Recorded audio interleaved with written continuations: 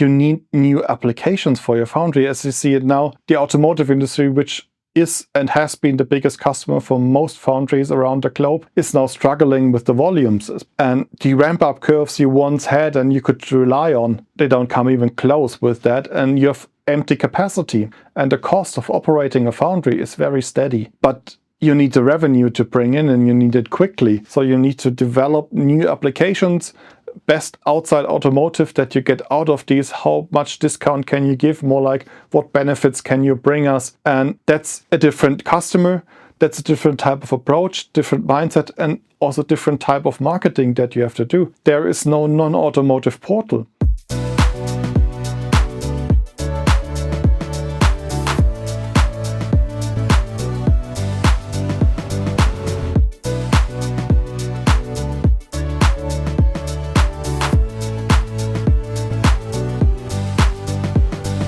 Hello and welcome back to the Gold Casting Podcast, your podcast about the aluminum industry.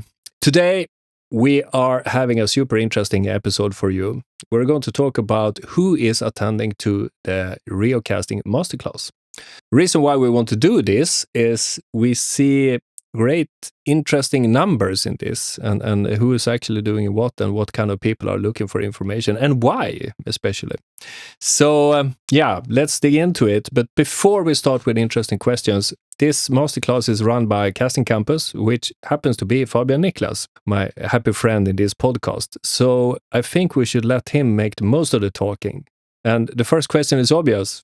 Welcome on board, Fabian. And what is the Rheocasting Masterclass? Thank you, Staffan, for the introduction. So for the Rheocasting Masterclass, as the name says, it's a course about rheocasting, but it's the course about rheocasting for everyone. So it really starts from the absolute beginning, first understanding how alloys works, then a bit about the semi-solid topics, and then afterward it goes into the business development. We're talking about the applications and what to adjust to get an unfair advantage in rheocasting. And at the end, we also talk about how to market that. So it's really a one course which spans from atom models over thixotropic flow behavior into high-pressure die casting, rheocasting, and at the end, we finish up with the business development and a marketing degree, basically. What do you mean with an unfair advantage? I mean with an unfair advantage for your foundry in comparison to your competition. Because with rheocasting, you can get new applications into your foundry and you can use them.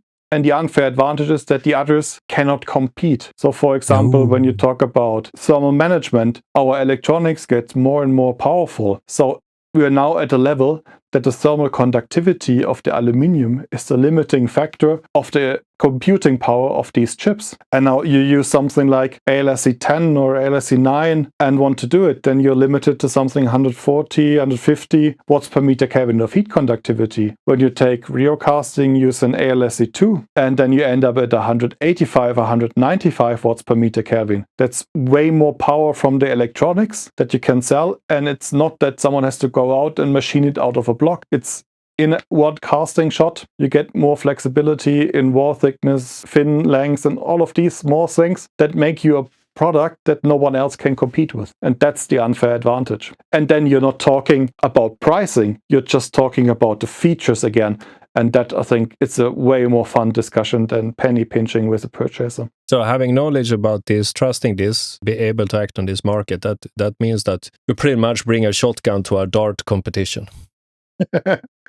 Something like that, yeah. Okay. So if I go on this masterclass, I'm curious about rheocasting. I sign up on the masterclass. I learn how it works from pretty detailed level to practical level, what it takes in time and money to get started. And I also learn design limitations and what you can actually do and offer their customer, aka the designer, I would say. And then you actually understand the gains and cost decreases that comes with rheocasting. Is that correct? That's absolutely correct. It's not the course where you learn all the academic principles and have the perfect flow simulation that you can do. It's more like targeted to understand the principles and then generate a business model out of it. So it's not a course about rheocasting deep dive. It's more like how to implement rheocasting profitably. That's the subheadline to the course, because without making additional profits, it's not worth getting into new technologies. No, yeah, I mean, it's not charity. We are all on our jobs to making some money. Yeah. And so, especially with new technologies in casting, it oftentimes is seen as a research project. And then you strike out at a certain point because you don't take the right precautions because the budget is limited. But if you see it as a business development opportunity and have a real application in front of it, now it's an ROI calculation. How much do I have to invest? It's a totally different game now to implement these small changes that have an impact or fail or make it. And I've seen it too often, and that's how, from my experience working on the shop floor in the design studios, that's exactly that transitioning period what I want to bring in with that course. Mm-hmm. Interesting. So, if this is so great, what is the status? Is this an idea in your head, or is it proven in combat? We're currently in the proving process. So the first round has started in September 2025. And it's a big crowd. So for the first iteration, I have 20 people in the course coming from 9 countries. Oh, how do you cope with time zones? That's something where I said, because I'm really fed up with the traditional ways of teaching new technologies or teaching anything, then you have to go somewhere, travel there, sit in a conference room for 8 hours, and then go home. And when you're back home, your email account is filled up with emails. You cannot really focus because all the things happening in parallel, and you incur a lot of travel costs besides the cost of renting out a room, being on site, getting everybody food, drinks and whatnot. So these courses are quite expensive, and it's about very minimal what you can take home with, because after 2 hours your mind will shut off. That everything additional after that is just blocked, and you will have to redo all the work at home. And usually you don't do that because you're occupied. You have to carve out 3 days to get to that one course, because one time traveling to it, then you have a full day in a course and then another day traveling home. But with the Rheocasting Masterclass, as it's such a global event, it's designed as an online course from the start. Yeah. What's the cost of it? It cost 499 Swiss francs plus the Swiss VAT. Then we're around 530 Swiss francs for the course. But you're living in Switzerland, so you know this. But for the rest of us living in the US dollar countries and euro countries, what does that figure correspond to in euros and US dollars, approx? So the time of recording, it's approximately about 550 to 600 euros. Yeah, okay. And around 600 to 630 US dollars. You don't get a rental car in a hotel room for it. I mean, we can conclude that. Yeah. Yeah. Okay. Exactly. So it's really also, it's the course for everyone. Doesn't matter if you're the one on the shop floor, if you're one in the CAD office, if you're the salesperson, if you're the marketing person, everybody can attend that course. And that's the beauty, that you have these different perspectives on the same thing. And then back to the concept is that you're not throwing out a whole day. There are 6 webinars. Each of the webinar takes 2 hours. And it's easy to carve out 2 hours, be focused for 2 hours in every calendar, and then you can plan advance. The next thing is that not everybody has the same time zone and available on the same week. So every webinar is in 3 meetings that are fully redundant, that you have for different time zones and different weeks. So you also have, if you're 1 week on vacation or on a business trip, you can join the next week, and you have the full flexibility when to join in. And it's 3 times the same webinar, and just pick what works best for you. So you also meet different people at different times. So you did some marketing. You filled up the first class pretty quickly. And then I have a couple of questions, and first a statement. I think you're absolutely right that it's the ease with the thing, that you don't need to travel, you don't need to speak with your boss. It's still 550 euros or something, which is not the biggest cost on the globe to get a lot of knowledge. Pretty flexible schedule and all that. You're doing this in English. Will it always be English? No. So the first round was in English. As it's the first round, there will be some smaller things that I will improving. And for the second round will be in German and in English. And I'm also working with partners to have it also in other languages that I don't speak. Do you give an example? Yeah, when we look at the market, which are the most interesting markets for rheocasting, then we're talking about having the course also in Chinese or Japanese. Why not both? Hint from the coach working rheocasting globally. Yeah, that's the plan, to have it in both languages at a certain point of time. We're not there yet. The first iteration will be then English and German, and then expanded gradually. Yeah, sounds great. Yeah. Before we jump into who's actually attending and what they're asking, my statement was that, okay, I think this is a great format for learning something. I mean, it's not a one-off, but you have several workshops, you can interact and all that. I mean, it's beautiful. You don't need a hotel room. You don't need a rental car. You more or less don't need to speak with your boss. I mean, that is a key driver. But why do they want to learn more about rheocasting? It's an interesting topic, and especially when we see now the tendencies in high-pressure die casting, we're reaching the limit. The silicon contents get lower and lower to get a better ductility in giga casting, megacastings, so you lose a lot of castability. Then tool lifetimes is the next issue. If you're spending 2, 3, 4, 5 million per tool, you want to have it lasting as long as possible.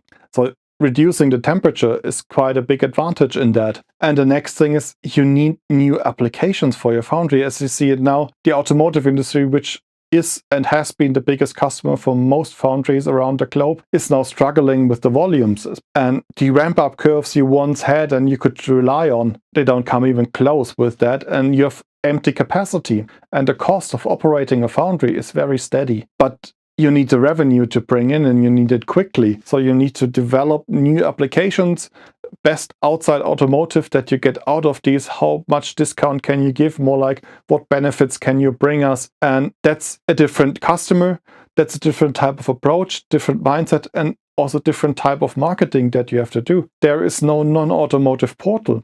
You have to learn to develop your market for yourself, and rheocasting also forces you, because you cannot, as a foundry, do that by yourself. You need to have the design owner on board in that transition, and that's something where you need to develop the business model first, then do the technical part, and then do the marketing. And these are a very new approach for many foundries. They never done marketing, they never done a business development outside taking a purchaser to dinner. So you have to teach us, and that's something that's also in the masterclass.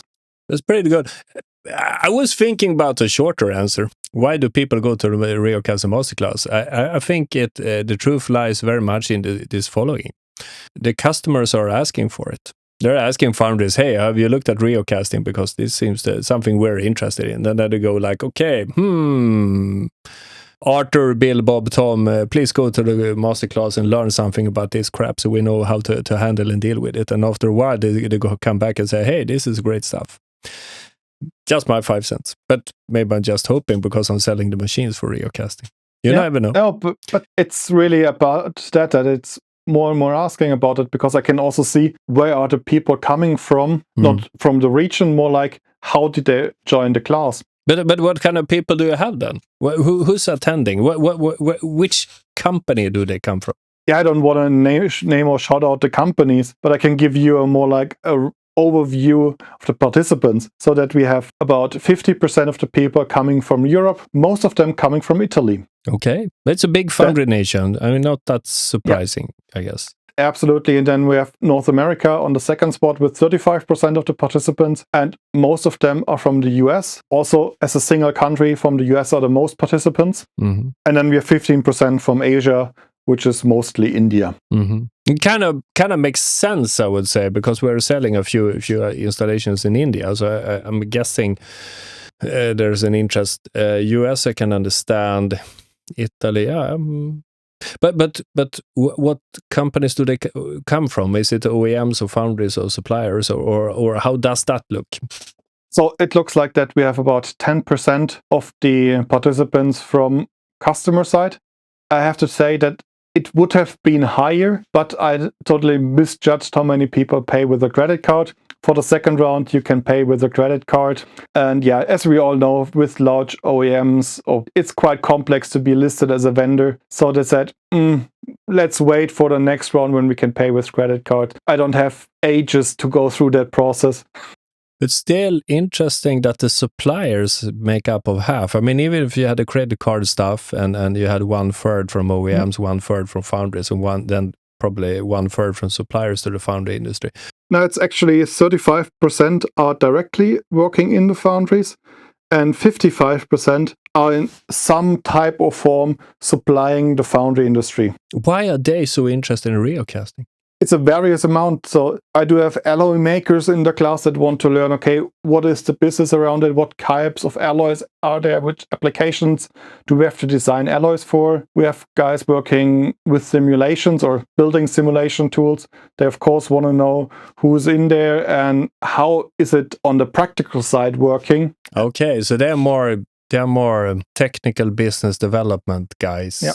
In a sense, and the foundry guys, 35%, I'm guessing that they want to understand. Their customers are speaking about rheocasting. What does it mean for us? Is this something we can implement? OEMs, I would guess, is sending people to understand how can we benefit from using this in our designs, basically, or maybe quality control of it. Yeah, maybe it's broader than that. Mm-hmm. But it's really interesting to see that mix, and the cool thing is also in the discussion, as the whole course is a live course. You bring up a lot of questions, and then you have these follow-up questions, and you get a lot of knowledge out of that.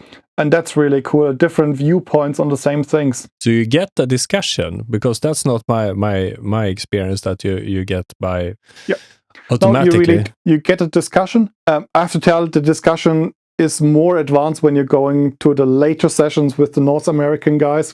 But even for the European course, there is a discussion. And also, as it's not that I'm talking for 2 hours, it's something where you also have to put in some efforts. Last time we learned about alloys, so you have to draw the cooling curves yourself and understand the principles. And that's something where you really have to start drawing and showing it to the rest and start the discussions. And also on the other side, if I had also several people said, oh, hey, that was too quick for me, can you go back? And then I tried a different approach explaining it. So that's also something that we have the time to really pick up everybody from the current knowledge state and bring them to the knowledge they need to have to understand fully rheocasting. Yeah, pretty great. How did people get the idea of joining this? Was it you sitting there with making cold calls, or I mean, you filled a class in what, 2 weeks? It's pretty impressive. And how did that happen? Yeah, it was basically 1.5 months during the summer vacation time. So that was really quite astonishing how quickly that went. But it's basically what I'm also teaching in my last webinar is that you need to build the trust first. So I'm doing content marketing now for nearly 3 years. So people are familiar with what I'm talking about, how I'm talking about it. And now that I bring in the consistency, I do have the knowledge. And that was the major point where most of the people joined. And the cool thing is, so many of the people that joined, I haven't even heard or read their name before. So they would really, out of the blue, hey, please sign me up, I send the offer. And then a day later got the order in. So that's quite cool. Some replied saying, hey, if you're having that, I will join, but it was a very small amount. And I also used something called influencer marketing. Oh, ho, ho. Yep. Influencer marketing in die casting industry.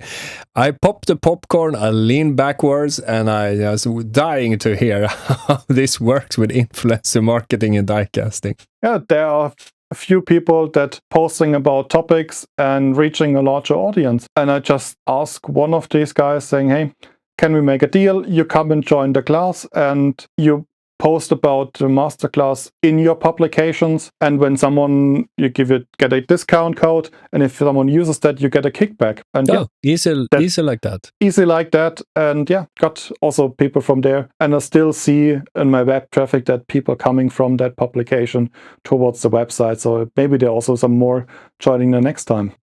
But you're saying that they're talking. I mean, my experience that it takes a time to break the ice, if I put it like that. What are the favorite questions you have had so far working with these teams in the masterclass?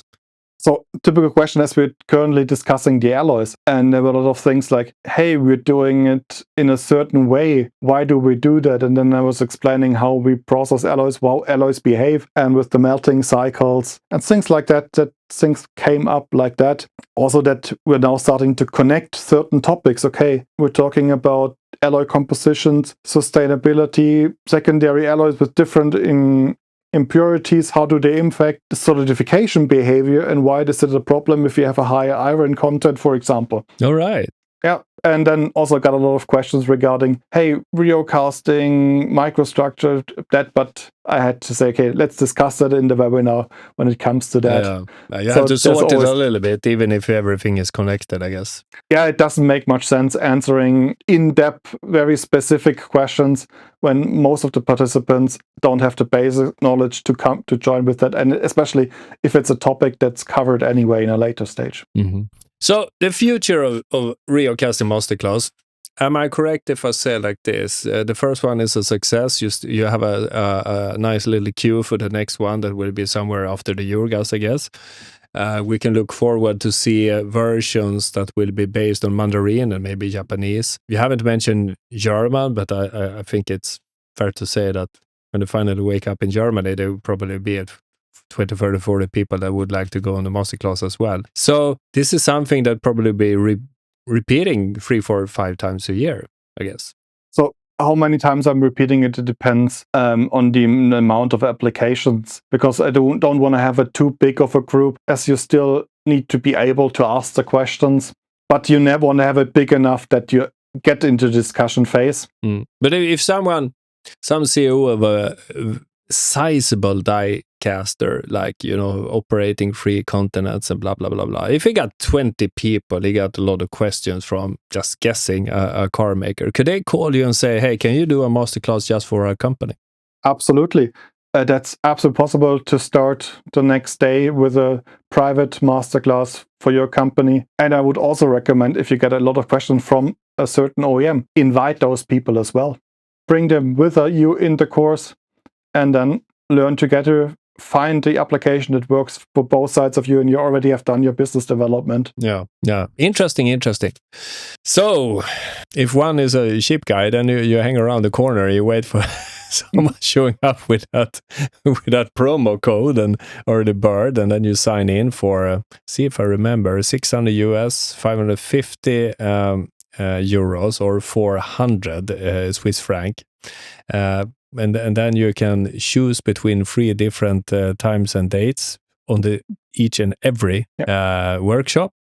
And then you will cover everything from alloy composition, how metal is cold, getting cold and freeze, until how to market things based on the properties you get from rheocasting. Sounds pretty good to me. Absolutely. Everything is covered in that. And especially now, if you're listening in that far, and you want to join, I want to thank you for listening in that long, and you should have an advantage of that. If you use the promo code 50goldcasting50, you get 50 Swiss francs off the purchasing price. There you go. Because even in this podcast, it works. So Fabian, this is great. Why not? This is great. I'm happy because people are asking that much about rheocasting. I'm happy that people are actually signing up. I'm surprised but happy to hear that people actually discuss topics with strangers. Sometimes I get a feeling in die casting that we have it easier to go to the sauna and being naked in front of each other than actually show our ignorance when it comes to pretty delicate things like metal crystallizations, rheocasting, rheology properties and things like it. It's very crazy. I'm not saying that you shouldn't be naked in the sauna anymore, but it is still a little bit surprising that people very often go quiet. So I'm very happy to hear that.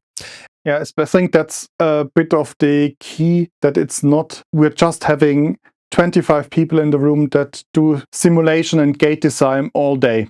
It's that mixture of all the different viewpoints, different companies, that makes it an open discussion forum, as nearly nobody does the same job. Before ending this, if you're curious about this, I bet, I haven't checked this, dear listener, if you have listened this far, that you can meet Fabian and discuss this at the Eurogast. Is that true, Fabian? Yes, definitely. I will be the whole 3 days at the Eurogast. And also, if you have some questions earlier on the website, there's always a possibility to schedule a meeting with me for asking questions. I had that also for the masterclass, that 2 people of the 20 scheduled a meeting to ask not if I was qualified to do the course, more like, we are interested in that certain direction with rheocasting. Is that something you teach? And I could say yes to both of them, and both of them also signed up. That's great. That's great. Yeah. So meet Fabian at Eurogas. He will be hanging around the Rheocasting Pavilion, and then you can discuss more in detail if you have a certain topic, like you bring in your whole company or go together with your customer or anything.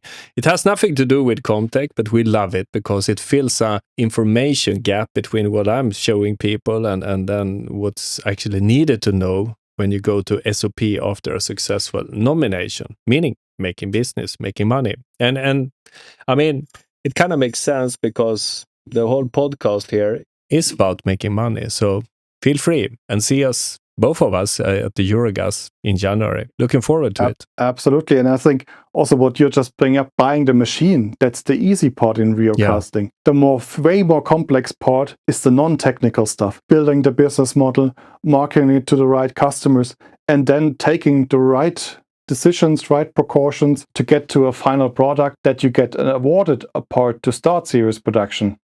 So that business development part is the crucial thing, and that's what you learn in the Rheocasting Masterclass, to bridge that gap from idea, marketing into serious production without any from the current competition. Or to use brave words, take control of your destiny, create some business.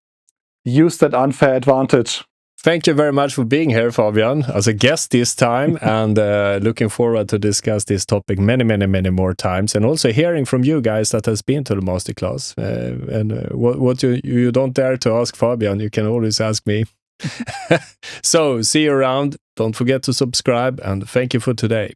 Also, Bye. when you want to join, just click on the website. You will find the next dates for the Rheocasting Masterclass. It's quite easy to find. It's just www.rheocasting.info, and you directly come to my page. Ah, that's great. There you go. See you around. See you there. And see you in the Rheocasting Masterclass. Bye. Hej då.